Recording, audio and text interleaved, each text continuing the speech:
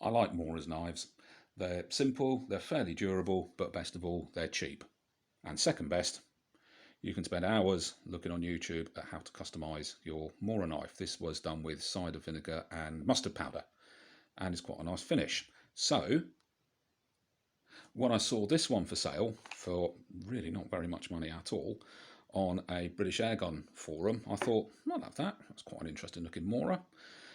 And I just really, really like the style. I've always liked the style of these sort of Finnish, Swedish knives. I think that's really, really sweet. And it looked quite different. And I looked into the history of it and looked and looked and looked and couldn't actually find my knife. So I thought, okay, let's email Mora.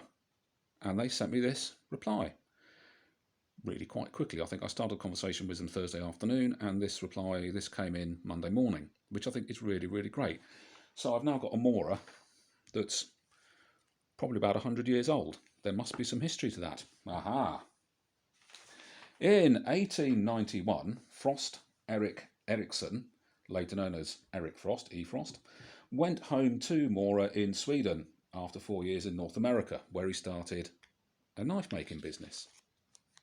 Apparently, Mora was a really, really good area for natural resources and water and so on.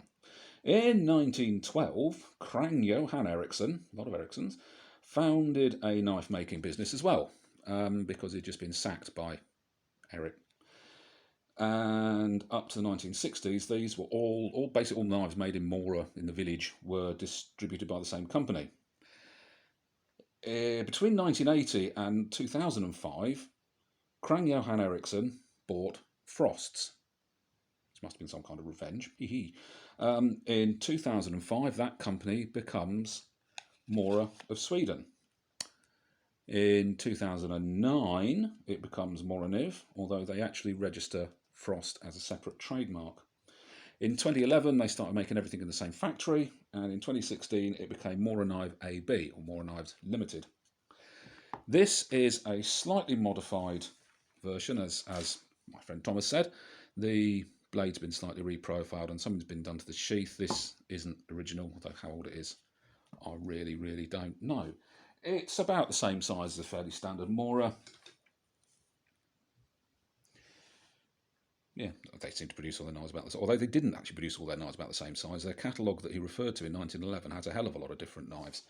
And this one cost a grand total of 9 krona, which is the equivalent of £1.8 or 94 cents in 1911. Value now, who knows? I don't know. I paid a tenner for it. Well, I don't want to sell it. Right, let's have a look at a bit of the history of it. The blades were made of laminated steel, which I think you can just about see in that image, although you can see it much more clearly with this one. 3 layers. 2 reasons. It apparently provides a better edge, and it also means you save 2/3 of your expensive steel costs. The early ones were hand forged up to about the early 1920s. After that, they ended up machine forging them because it's a lot cheaper. And the handles were originally of curly birch, although they then moved on to standard birch, regular birch, and quite a lot of the later ones were painted red. Who knows why? The sheath sounds quite solid. It is actually, I thought it was fascinating. It's known as Umica, and it's vulcanized paper fibre. Apparently you dip paper in cellulose and it produces this, which is a kind of plastic, which I think is a cracking idea. Stitched together, and that is actual proper stitching, and it produces a solid, light sheath. Although, as I said, the belt loop isn't original, it would be more of a kind of triangular shape. That is my 100-year-old Mora, and I really, really like it. I think one of the joys of collecting old knives is sometimes seeing some of the marks that have been left on them by previous owners. I think, for the particular reason, I think this is probably blood spots from where somebody's been skinning with it. A little bit of wear and tear on the handle, and these marks, I think, are from where it's been stored for quite a long time, like that. Through tang, not exactly. I mean, it's showing its age. This one, that blade is a bit wobbly, and that's, well, you couldn't really call it centered, could you? So it's a stick tang. All in all, it's a 100-year-old knife. It's had a lot of history behind it.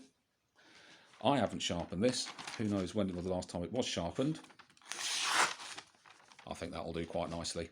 So yeah, there we go. My 100-year-old Mora, the oldest knife I own.